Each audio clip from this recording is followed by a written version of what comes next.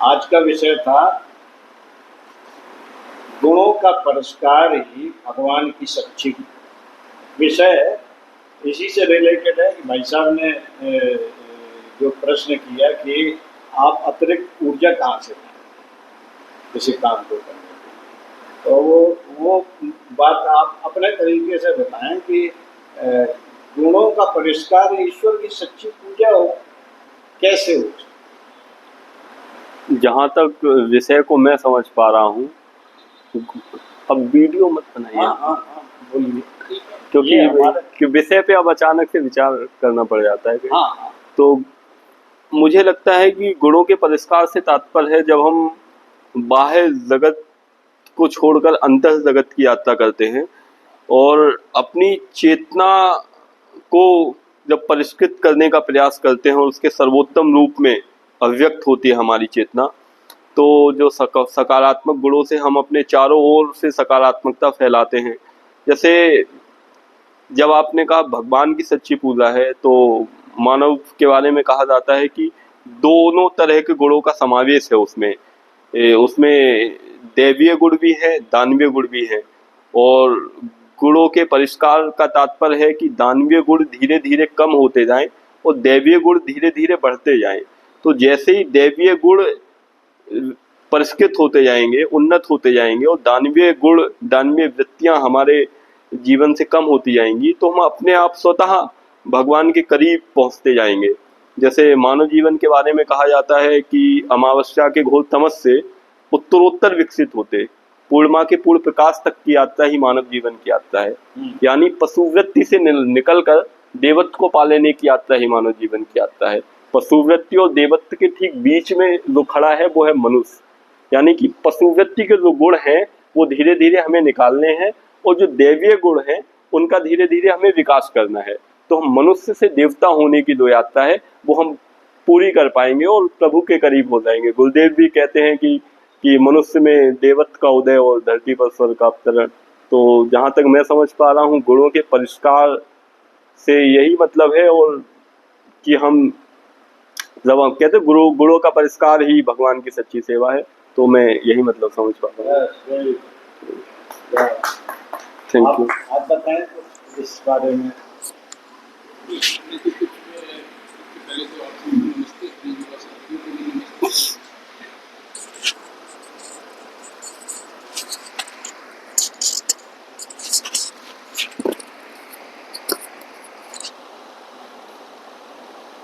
हमने सबसे पहले बहुत सरल सी बातें रखी हैं। हम लोगों का तो एक जीवन है और जिस जीवन को हम भोग चुके हैं, तो हम भी ये बात से सहमत है जो अभी हमारे पूर्व वक्ता अनिरुद्ध जी ने कहा कि चेतना का परिष्कार ही हमारा सर्वोत्तम लक्ष्य होना चाहिए। मनुष्य का जो जीवन का उद्देश्य है वो चेतना का परिष्कार है। और जैसे अमावस्या की रात की बात है, या हमें प्रतिदिन अपनी चेतना को विकसित करते जाना चाहिए। लेकिन अब बात उठती है कि चेतना का परिष्कार या गुणों का परिष्कार हो कैसे। जैसे अभी एक वेद की ऋचा को हम याद करते हैं, उसके हिंदी भाव से अपनी बात रखते हैं। वेद की ऋचा कहती है कि यदि आप प्रातः काल उठ जाते हैं तो आप में 3 तरह के गुण विकसित हो जाते हैं। और वो गुण हैं, आप बलशाली हो जाते हैं, बलवान हो जाते हैं, धनवान हो जाते हैं और चेतनावान हो जाते हैं। ये स्वतः होता जाता है। इसके लिए आपको कुछ भी नहीं करना है। केवल आपको करना क्या है कि आपको सूर्योदय के पहले उठ जाना है। अब यदि इस गुण को परिष्कृत करना है तो हमें कुछ और भी नहीं करना, केवल इतना जान करके अपने जीवन में एक सरल सा उपाय लागू कर देना है। लेकिन ये कहना बहुत सरल है, ये करना जीवन में बहुत कठिन है। और यही कहा जाता है कि यही साधना हमें करनी है अपने जीवन में, और यहाँ हमें संकल्प शक्ति का प्रयोग करना पड़ता है। आज इतनी उम्र हो जाने के बाद भी हम आपसे कह जरूर रहे हैं, लेकिन ये 100% यदि हम अचीव कर लें तब हम माने कि हमारा संकल्प शक्ति का प्रयोग जो है सफल हो रहा है और हमारे गुणों का परिष्कार पूर्णतया हो चुका है इस उम्र तक। दूसरे गुण की जो बात करते हैं हम कहते हैं कि सत्य ही ईश्वर है या ईश्वर ही सत्य है।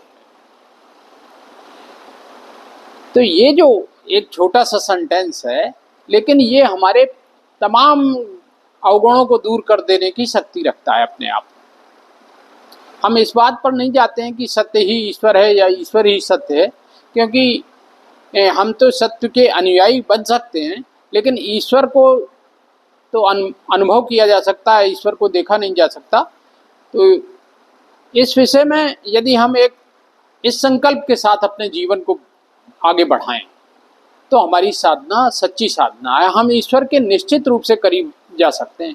ऐसा हमने अपने जीवन में अनुभव के आधार पर पाया है कि जब हम सत्य का अनुपालन करते हैं तो हम जो हमारा मनोबल है वो ऐसा लगता है कि हमें ऊपर की ओर उठा रहा है, और हमें लगता है कि हम जिस भी कार्य को हाथ में ले रहे हैं और सत्य का अनुपालन के साथ कर रहे हैं तो हमें सफलता मिलने वाली है। और अधिकांशतः हमने अपने जीवन में पाया है कि यदि हम सत्य का अनुपालन करते हुए चले और अपनी संकल्प शक्ति का प्रयोग करते रहे तो हम उन कार्यों में सफल भी हुए। फिर तीसरा गुण एक है जिस गुण की बहुत ज़्यादा हमारे हिंदू दर्शन में प्रशंसा की गई है। उन्होंने कहा है कि जो परहित का काम करता है, जब हम परहित का काम करने लगते हैं तो हमारे गुणों का स्वतः परिष्कार होने लगता है, एक नई स्फूर्ति आने लगती है हमारे मन में। तो हालांकि ये सब हमने तैयार किया हुआ है, आज के जो अनिल भाई साहब ने जो प्रसंग रखा था उसकी हमने तैयारी की हुई थी, तो इस वजह से हमारे पास तो बोलने के लिए बहुत कुछ है। तो ये जो अभी हम कह रहे थे परहित की बात, इसे रामचरितमानस में भी कहा गया, और ये हमने अपने स्टूडेंट लाइफ से इसे याद किया हुआ है और इसे अपने जीवन में अपनाने की कोशिश की है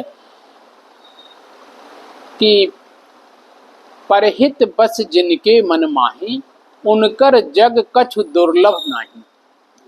तो ये जब हम 9th या 10th के स्टूडेंट थे तो उस समय हमने इस चौपाई को याद किया, लेकिन आज हम उसे अपने जीवन में उतार रहे हैं। ये एक जीवन का अंतर है और ये एक अच्छी बात है कि तब तो हमने केवल पढ़ा था, अब हम उसका प्रयोग करते हैं, और उसके प्रयोगकर्ता भी, प्रयोगशाला भी हम हैं और प्रयोगकर्ता भी हम हैं। और हम ऐसा पाते हैं कि जो व्यक्ति परहित की बात सोचने लगता है उसका मनोबल या उसकी चेतना बहुत विकसित हो जाती है, और वो ईश्वर की साधना भी सफलतापूर्वक कर सकता है, और वो ईश्वर के करीब भी जा सकता है, और अपनी संकल्प शक्ति का प्रयोग करके वो बहुत कुछ इस धरा पर पा सकता है। फिर एक चौथा गुण है जिसको हमें परिष्कार करना है, वो है सर्वभूतेषु आत्मत।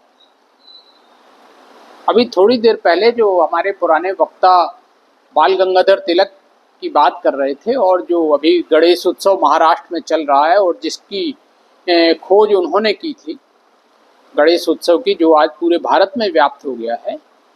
बाल गंगाधर तिलक जी का एक स्वभाव था कि वो बच्चों में बच्चे की तरह बातचीत करते थे, और वृद्ध जनों में या जो गंभीर विषय होते थे उनको तो उन्होंने पूरे देश को दिखाया ही। उनका देश आज भी उनके गुणगान करता है और उनका ऋणी रहेगा हमेशा। लेकिन वो उनका एक गुण था कि वो सर्वभूतेषु आत्मत, सभी में उसी ब्रह्म को देखते थे जो ब्रह्म उनके साथ बैठा हुआ है। तो ये एक बहुत बड़ा गुण है, और ये जैसे जैसे हमारी चेतना विकसित होती जाती है तो हम सब उस तरह का व्यवहार स्वतः आने लगता है। ये गुणों का परिष्कार स्वतः होता जाता है जैसे जैसे हमारी चेतना का विकास होता है।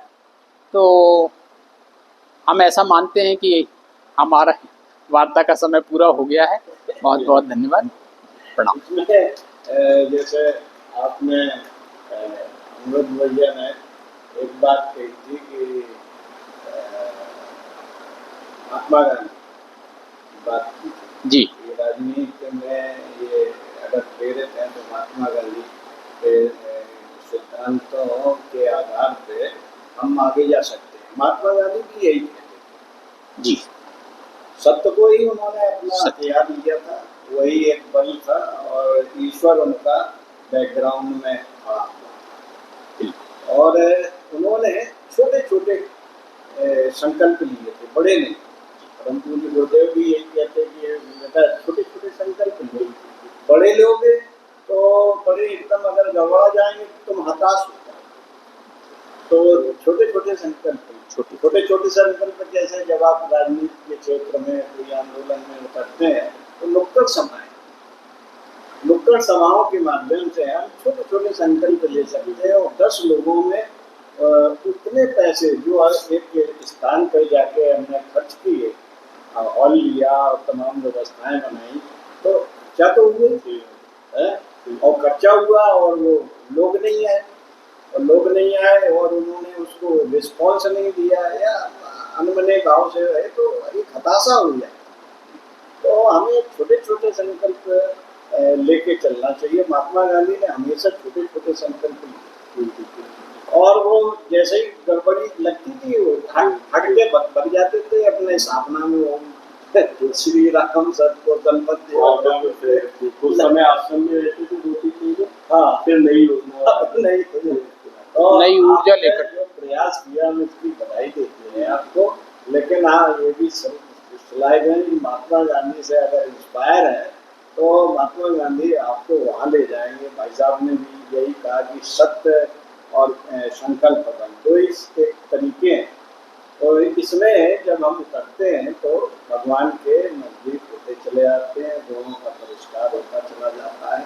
अब जैसे आडंबर है, अपने यहाँ तो प्रथाएं हैं, भगवान शंकर भगवान विष्णु लड़े, तो इनकी पूजा किस तरह से करनी चाहिए, इसमें हम उन तक कैसे पहुँच जाएं? तो क्या कोई स्तवन करें कि कोई मंत्र करें? मुझे लगता है कि जो मूर्ति पूजा है अगर उसे हम ऐसे समझे कि अपनी जो सनातन की फिलॉसफी है हाँ तो वो बड़ी साइंटिफिक है। उसमें प्राइमरी एजुकेशन के लिए अलग सिलेबस होता है, इंटरमीडिएट के लिए अलग होता है, ग्रेजुएशन के लिए अलग होता है। तो जो मूर्ति पूजा बनाई गई है वो अगर आध्यात्मिक दृष्टि से देखें तो एक प्राथमिक शिक्षा है जो अपने आध्यात्मिक यात्रा को शुरू कर रहा है। तो मूर्ति माध्यम बनती है भाव के आवेग का। यदि हम व्यक्ति से प्रथम बार में ही बोलते कि समष्टि में परमात्मा है, शून्य में परमात्मा है, उसे आप देखिए, तो ये बात तो उसके ऊपर से निकल जाएगी। तो हम किसी पदार्थ विशेष में उसे परमात्मा दिखाने का प्रयास करते हैं ताकि वो उससे जुड़ पाए। तो मूर्ति माध्यम बनती है भाव के आवेग का। और मूर्ति जैसे मंत्र जाप हो या प्रार्थना हो तो हमें ये समझना चाहिए कि परमात्मा अंततः प्रसन्न हमारे कर्म से ही होगा। लेकिन हम जब साधना की बात करते हैं परमात्मा के सारे, मान लीजिए हम बैठते हैं, हमने आधे घंटे की साधना की तो हमें एकाग्रता आती है, हमारा ध्यान बल बढ़ता है और उस आधे घंटे हम जब सकारात्मक विचारों के संसर्ग में और संपर्क में रहते हैं तो फिर हमारा जो चिंतन मनन ठीक होता है। तो जब हम परमात्मा की आराधना करते हैं तो परमात्मा हमसे प्रसन्न होकर हमारे लिए कुछ अच्छा कर देगा ऐसा नहीं है, लेकिन परमात्मा की आराधना की प्रक्रिया में हमारा आत्मबल इतना विकसित हो जाता है कि हम स्वयं अपने लिए अच्छा करने में सक्षम हो जाते हैं। हाँ हमारा बिल्कुल सही कह रहे हैं आप। हमारा ये था ये जानना चाह रहे थे कि जैसे मूर्ति दुर्गा जी की है और दुर्गा जी की मूर्ति में उनके 4 हाथ दिखाई दिए हैं और 4 अस्त्र शस्त्र हैं, सिंह पर बैठी है, तो क्या ऐसा संभव है? नहीं, मैं तो नहीं मानता हूँ कि मूर्ति को जिस रूप में हम देख रहे हैं एग्जैक्ट परमात्मा मतलब क्या है? मतलब क्या वो प्रतीक है? मेरे हिसाब से जो मेरी समझ है प्रतीकात्मा की है, क्योंकि परमात्मा के स्वरूप किसी ने भी नहीं देखा, किसी ने भी कि परमात्मा एज इज इट वैसा ही है कि दुर्गा जी वास्तव में कहीं एग्जिस्ट करती होंगी और उनकी आंख वो सिंह पे बैठी हैं, गायत्री माता पदक पे बैठी हैं, हंस पे बैठी हैं, बैठ तो सकती नहीं गुरु जी कहते, तो उसका मतलब क्या है, क्या सिखाना चाहती है? हर जो मैंने समझा है तो हर परमात्मा को हमने प्रकृति के किसी न किसी रूप से जोड़ने का प्रयास किया है। तो चाहे जैसे हम देखते हैं कि फला वृक्ष में फला भगवान का वास है, फला वृक्ष में फला भगवान का वास है, फला पशु फला देवी का है, फला पशु फला देवी का है। तो शायद हमारी जो रोशनी है वो हमें प्रकृति के नजदीक ले जाने और प्रकृति के संरक्षण और प्रकृति की आराधना का संदेश देती है। धन्यवाद। हाँ भाई साहब, ये बताइए आप जी। ये सिंह पे सवार देवी का मतलब है कि उससे क्या प्रेरणा ले सकते हैं हम? क्या हम भी जाके सिंह पे बैठ गए? मतलब इसे वो हमें शिक्षण करा रही है कि सिंह पे बैठने का क्या मतलब है? ये और इसमें चार भुजाएं हैं तो चार भुजाओं का क्या इसमें मतलब है? इसमें इन सभी चीज़ों में ये हैं तो प्रतीक रूप में, हाँ, इसे तो किसी ने नहीं देखा, लेकिन ये प्रतीक रूप में है और ये हमें बहुत कुछ संदेश दे रहे हैं। हाँ, ये सभी चीज़ें हमें एक संदेश देती हैं कि एक संपूर्ण व्यक्तित्व के पास क्या क्या होना चाहिए। ये बात यहाँ ये उठती है कि हमारा यदि कोई साथी है वो भी बलशाली होना चाहिए, हमारा यदि वाहन है वो 24 आवर्स हमारे साथ है, और यदि हम सिंह पर सवार हों मान लीजिए, तो हमारे पास एक सुरक्षा कवच हमने अपने चारों तरफ बना रखा है। और यदि व्यक्तित्व के पास ऐसी सुरक्षा कवच हो, उसके चारों तरफ उसकी सुरक्षा प्रदान करने वाला कोई अस्त्र शस्त्र या वाहन हो या कोई वाहक हो, तो ये एक बहुत अच्छी बात है। रही बात जो हाथों में जो अस्त्र शस्त्र हैं वो भी संदेश देते हुए दिखाई देते हैं। उनके हाथ में, जैसे गायत्री माता के हाथ में वेद उनके हाथ में है, तो वो ज्ञान को बता रही हैं कि आपको ज्ञानवान भी होना है। तो फिर दूसरी ओर आपको शस्त्र भी लेकर के चलना। फिर आप धर्म का जो ध्वज है, जो हमारा कमंडल के रूप में सनातन धर्म की जो प्रतीक के रूप में है, वो भी उनके साथ। तो इस तरह से जो चारों चीज़ें हैं वो एक संदेश दे रही हैं, और उन संदेश के माध्यम से वो कह रही हैं कि आप भी अपने व्यक्तित्व को, यदि आप हमारे भक्त हैं या आप हमारे हम आपके आराध्य हैं, आप हमारे साधक हैं, तो आप भी अपने में ऐसे गुण विकसित करिए। ये मोस्टली जो देवता हमारे जो प्रतीक रूप में दिखाई देते हैं वो सभी यही संदेश हमें दे रहे हैं।